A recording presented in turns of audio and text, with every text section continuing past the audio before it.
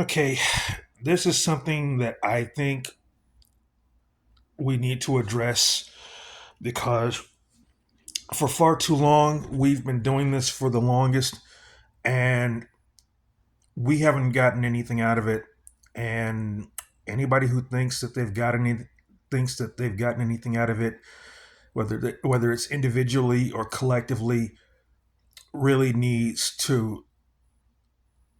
sit need to have their head examined.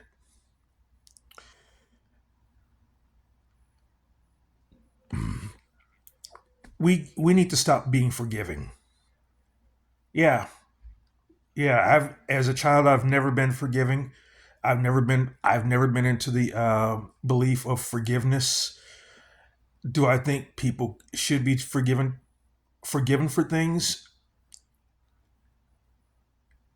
Yeah, I think so. I mean, I know that sounds hypocritical of what I just said, but the people that I think should be forgiven for things, forgiven, certain people should be forgiven, are the ones that are truly like remorseful and are willing to like make change. That are willing to, like, if they've made mistakes or whatever, and they'll never do it. They'll never make that same mistake again, or they'll never do the same thing they did again, or whatever.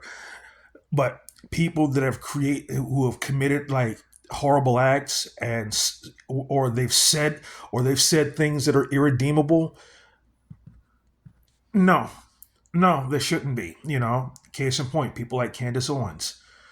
She's been um, she's been saying some really off code um, and some really disrespectful things about us for years, for nearly 10 years, and she's made a lot of money off of it.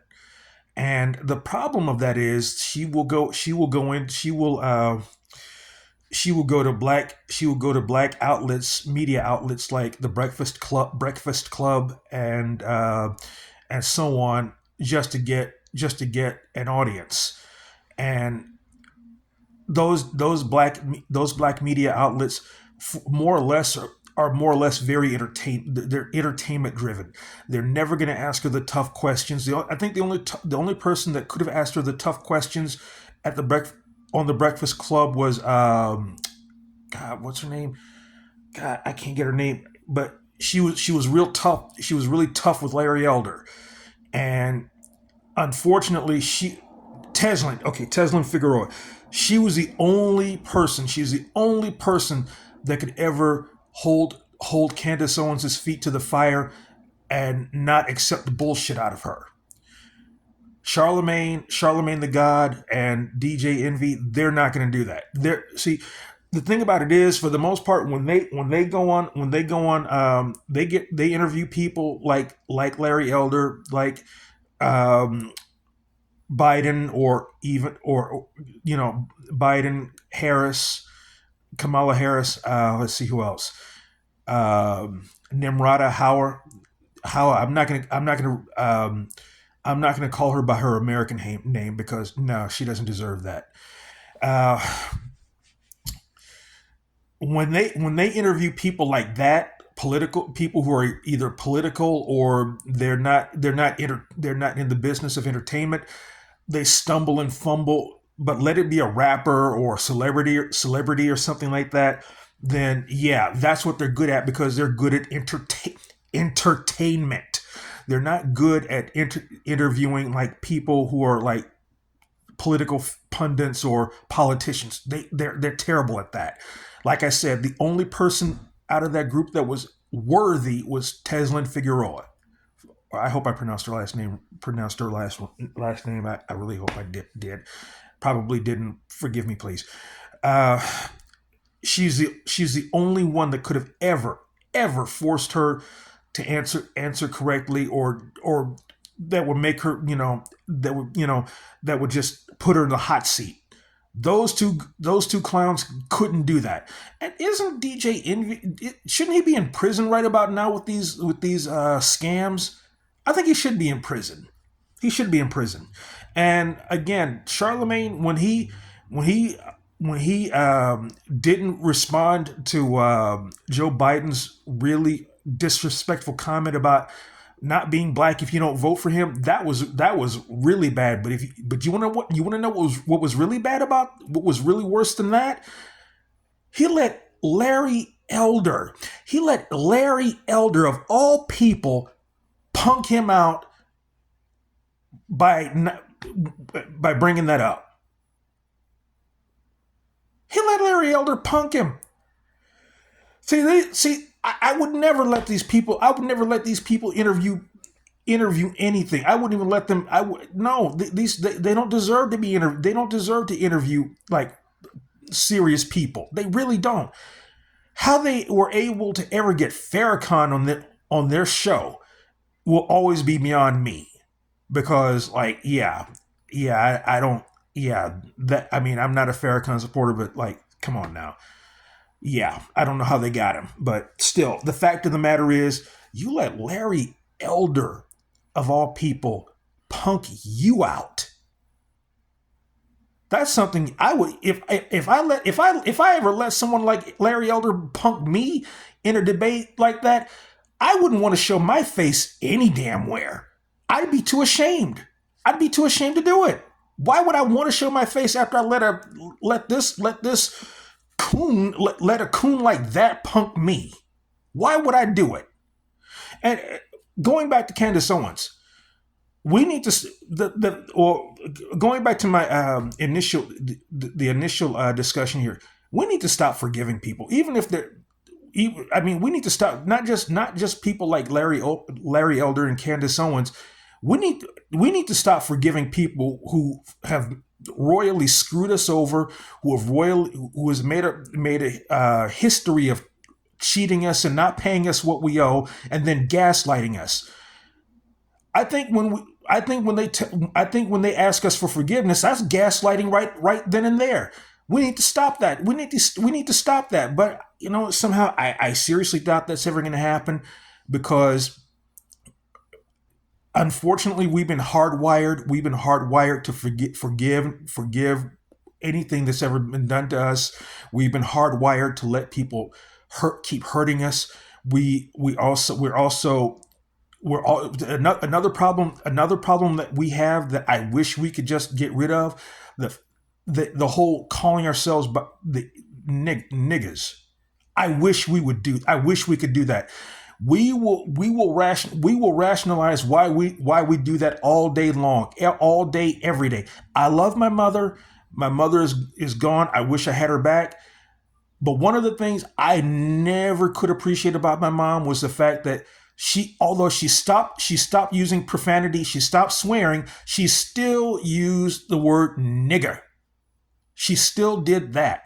She still did that like nothing's wrong with that. Like, how can you say that how can you look, part of me is like, I don't even want a woman who keeps, I would never want a woman or I would never want to be married to or have a relationship with a woman who refers to other black people like that. And then try to rationalize and say, well, anybody can be a nigga. I don't care. And you want to know the one person that stopped me from ever using that word. And I hate to say this, but I used to use that word a long time ago. Believe it or not, I used to. You want to know who really stopped me from using that? My grandmother. Yeah. My grandmother, she stopped me from ever using that word. She told my grandmother, my mother's mother was the one that told me how hurtful that is. How hurtful that name, how hurtful that is, and how much we've been trying to get rid of, destroy that word. My mother, my mother's mother. And unfortunately, apparently my mom, before she died, she never got the memo. She never, ever got the memo. And it seems like that's a recurring theme for a lot of black people that love to use that word and then try to rationalize, well, not black people aren't the only ones that are niggas. No. I don't want to hear that. And you can call me a coon if you want to, or bougie or anything else, just because I don't like to say that. Hey, you go right ahead. That shows how ignorant you are. I don't, for nearly 40 years, I've never said that. I stopped saying that word. I don't say it. I may call you anything else under the sun, but I can assure you the word the N word ain't flowing from my mouth. That ain't going to happen. I assure you that's not going to happen, because that's the ultimate disrespect. Because the problem is we don't respect each other, and because we as black folks, we don't have any respect for each other. We don't have any mutual respect for each other, and yet we'll rationalize why we think we should get respect from each other, or whatever, and not work on improving that. And we'll for the most part, we'll demand respect from other people, but we don't even. Now, I know where some of you might think I'm going with this, and that's on you. That's up to you. That's fine. But I cannot. I can't go through with this anymore. I will be 50. Like I said, I will be 50 years old this year. This year, I will be 50 years old. I'm 49 right now. I'll be 50 this year. And the last thing I ever want to do in my entire life is use the N-word, have the N-word flow out of my mouth to another black person. I don't want to say that. I don't want to say that. I don't want to do that. And also, another thing that I've never done in the close to 49 years of my life, I've never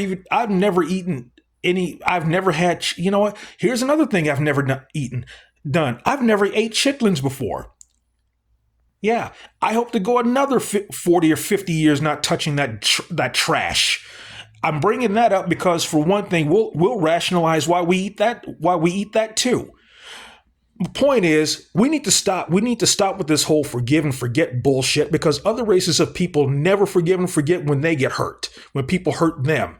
You think Jewish people will forgive and forget what happened to them in Auschwitz or in Germany? No, they're not. Now, they'll probably say, well, that's different. You don't know what they went through. First of all, and again, I know this is going to sound harsh. I don't give a shit. I really don't. I don't give a flying shit. Okay? I don't care.